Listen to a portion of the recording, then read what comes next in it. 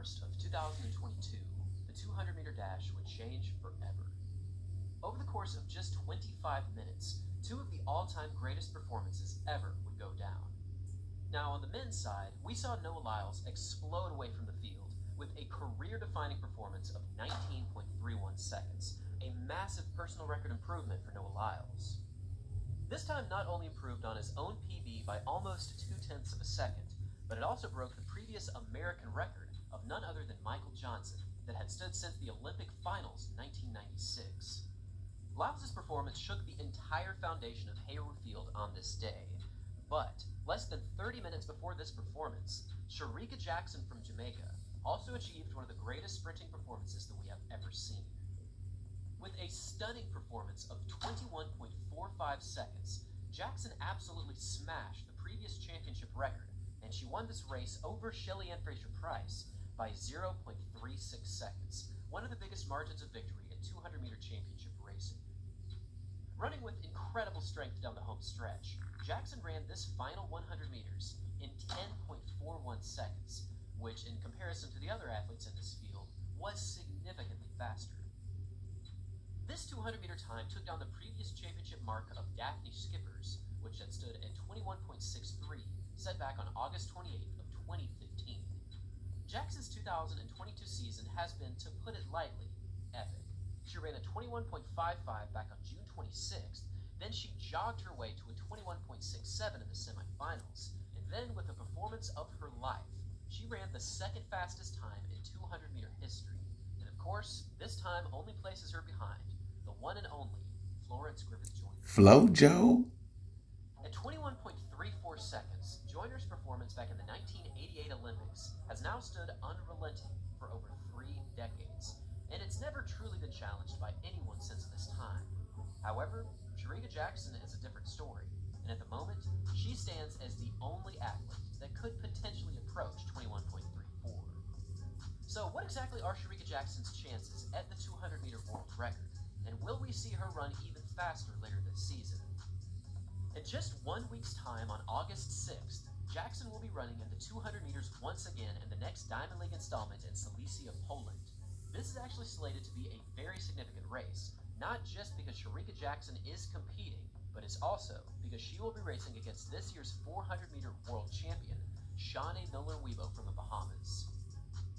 Now, Miller-Weibo's personal record in the 200 meters is 21.74, which she ran back in the 2019 Diamond League finals. And even though she is the 400-meter world champion, I just don't see it as a real possibility to match Jackson in the 200, especially when you consider that she ran a 21.67 like this, literally jogging, and this time is faster than Miller-Weibo's PB.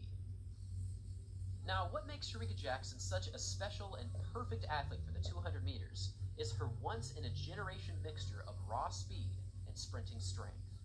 In the 2021 and the 2022 global finals, she found herself on the podium in the 100-meter dash, an event that requires explosive power to see success. But if we go all the way back to the 2016 Olympics and the 2019 World Championships, we can see Shericka Jackson winning the bronze medals in the 400 meters, making her the only woman ever to medal in the 100 and the 400 meters in a global final. With championship results like these, it is undeniable to say that Jackson is one of the most well-rounded and versatile sprinters to ever hit the track. And with personal records like these, she's one of the few athletes to ever run such times. But when we take a slightly closer look at these PBs, we see something quite interesting, and that's that for her 100 and 200 meter bests, she ran these times within a span of only 4 days. And building up to each final, she had to run 2 qualification heats. This means that from July 16th to the 21st of this season, she ran 6 races in the 100 and the 200 meters over the course of just 5 days, and yet she still threw down legendary marks in each of these finals races. Let me ask you a question. For the biggest performance of your season, how exactly would you prepare to execute this race? Perhaps take a few easy days, maybe do a few mild shakeouts before the big race, and then with fresh legs and massive excitement, you unleash all of your built-up energy in one single moment. This sounds like a pretty good build-up if you ask me, and it certainly plays out similar to this if there's a one-day event going on. But for Jackson, we have to remember that before running this 21.45, She had to endure 5 races in just 4 days' time, and yet she still ran the second fastest time in women's 200-meter history. The point of all of this is to showcase that Jackson's 2022 season very well could showcase faster times over the 200, and if she can find herself in the perfect position, FloJo's world record very well could fall. Now, in one of our previous videos, we looked at the difference between Jackson's 21.67 and Joyner's 21.34. Now, the obvious disparity here was over the second half, when Jackson ran her final 100 in 10.51 versus Joyner's 10.16. To this day, this final 100 is still the fastest ever in women's 200 history, but there is a chance that Jackson can challenge this time, and the way that she can do this is with a slightly faster closing 100. For her time of 21.45, Jackson ran splits of 11.04 and 10.41. Indeed, this is lightning quick, but remember, she ran this time after multiple days of qualification races, and also a new 100-meter PB. So here's my theory.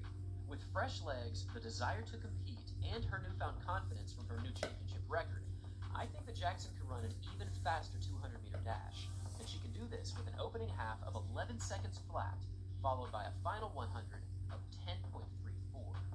Now, this kind of performance would place her exactly at 21.34 seconds, and even though this does look nice and neat on paper, it will be anything but easy when she hits the track for her next race.